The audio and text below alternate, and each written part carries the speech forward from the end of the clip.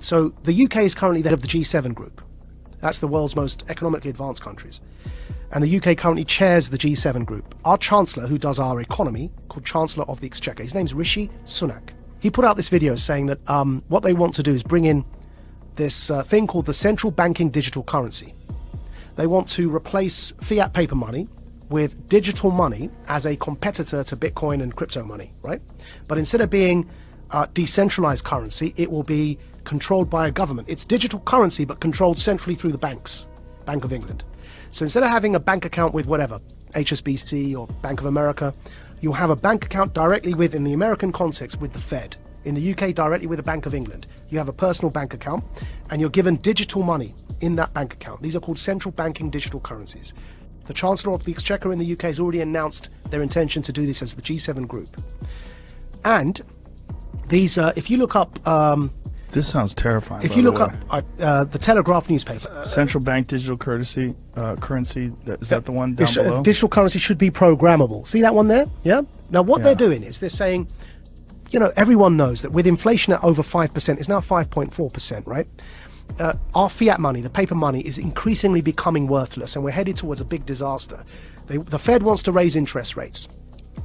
But we're in so much debt that if you raise interest rates, people are going to suffer because everyone, you know, we're living on debt as Western economies.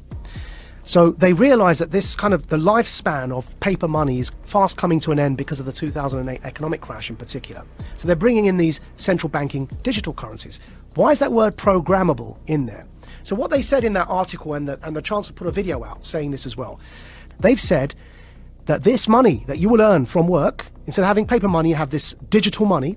It's programmable so that you can't buy certain foods, or if you do something that your employer doesn't like, it's all in that article. You won't be able to spend your money. In other words, it's not money, they're vouchers. They're like food vouchers. And they can be programmed so that, like the Chinese social credit system, that if you try and use them on a certain thing, it won't work. You say you want to buy a burger and they want you to buy bugs, which is one of the examples used. If you start to try and buy unhealthy meat, just won't work. You tap your card, you can't buy the thing because you've met your quota that month of burgers. You have to buy something like a vegan meal. So it won't just be money in the sense of the way we have dollars or pounds today. Yeah. It'll be something that's controlled in terms of your ability to distribute it. Which is why I'm calling it a voucher. It's a coupon.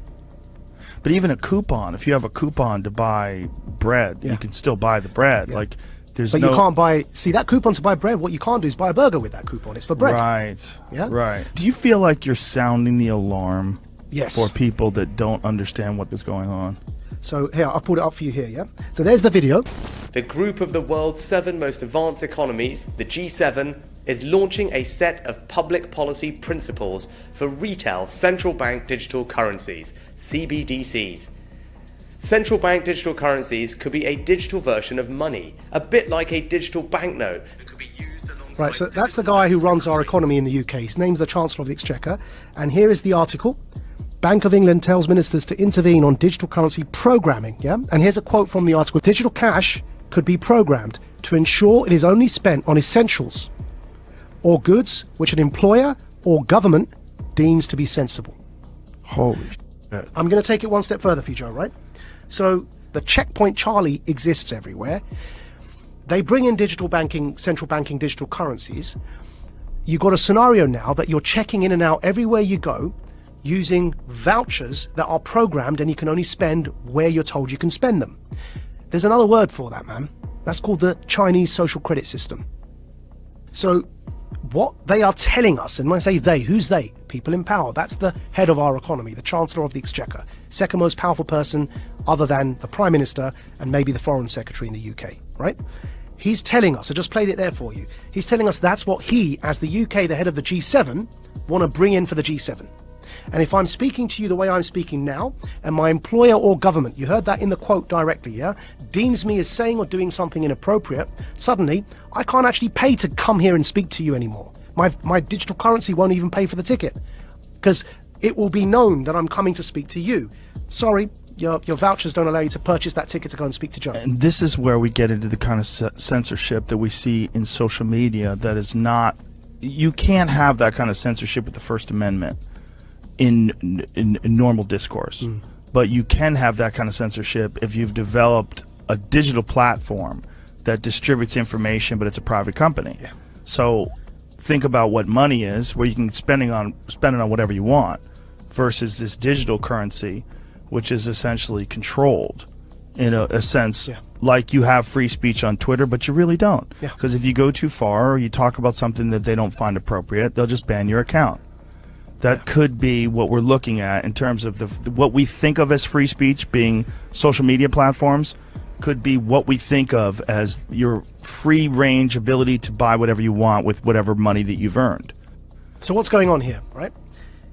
What's going on here is, with this central banking digital currency, if you get to that situation where you end up with the Chinese social credit system in the West, why would anyone want to do that, right?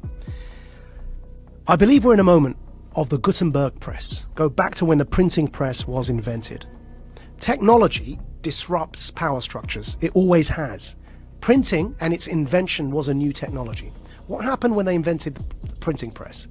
The power structures who up until that point were reading the Bible for you and were telling you that you've got to pay this priest X amount of favors and he'll forgive you your sins. And that became a bribery system, right? Which is what Martin Luther was so upset about when he pinned his thesis to the wall. The printing press disrupted that power dynamic because people could read the Bible for themselves. And they began realizing that the power structures were manipulating what was written to control people. Now, nobody in hindsight is going to argue that printing and its invention is a bad thing for humanity. But at the time, it led to war. It led to the 30 Years' War in Europe. Because it disrupted power so much that people began rising up, and it led to this 30-year period of war, which eventually led to the Reformation, and the rest is history, right? What's today's Gutenberg press? The internet.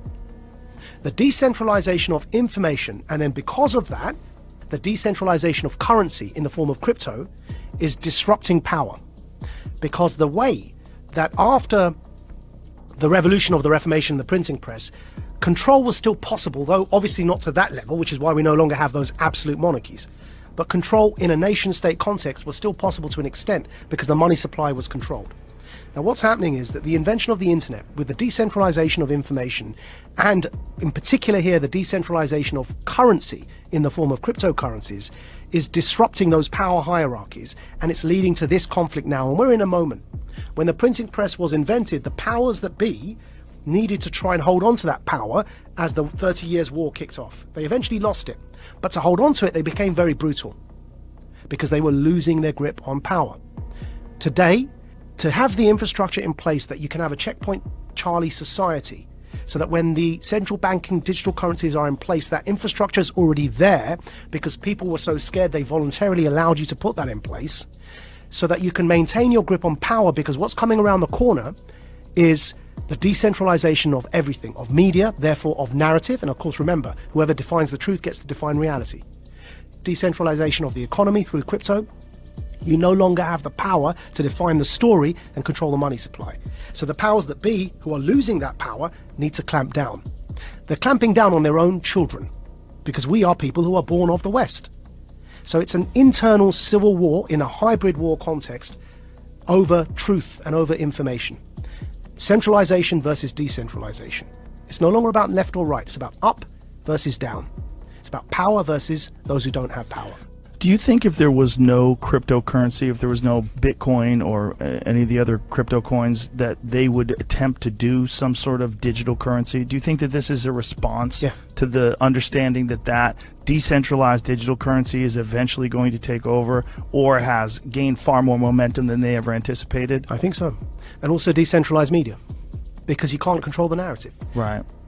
Now, we will get out of this because ultimately it's a numbers game. And ultimately, in times like this, you end up fighting against your own sons, right? It's those in power fighting their own people. And eventually, the people, are, by sheer numbers, end up becoming the people in power, right? So in the long run, we may well end up in a decentralized world, which will be much better. But as I say, that to get there, we have to get through this period of those in power attempting to hold on to that power.